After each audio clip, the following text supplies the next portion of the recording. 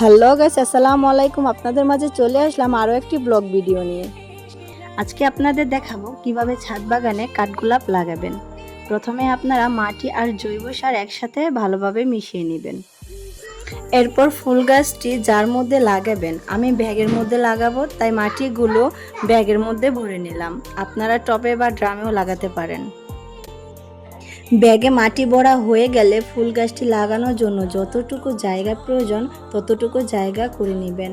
তারপর ফুল গাছটি বসিয়ে তার উপরে পরিমাণ মতো মাটি দিয়ে নেবেন। ফুল গাছটি বসানোর সময় খেয়াল রাখবেন গাছটি যেন সোজা থাকে। এই ফুল গাছটি আমার খুব প্রিয় একটি ফুল গাছ। আমার মতন কার কার প্রিয় অবশ্যই আপনারা কমেন্টে জানাবেন।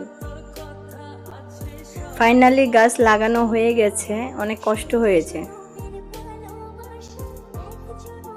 কমেন্ট বক্সে অবশ্যই বলে যাবেন যে ফুল গাছটির নাম কি। তারপর গাছ লাগানো কমপ্লিট হলে পরিমাণ মতো পানি দিয়ে দিবেন। ভিডিওটি কেমন হয়েছে কমেন্টে সবাই জানাবেন। ধন্যবাদ সবাইকে।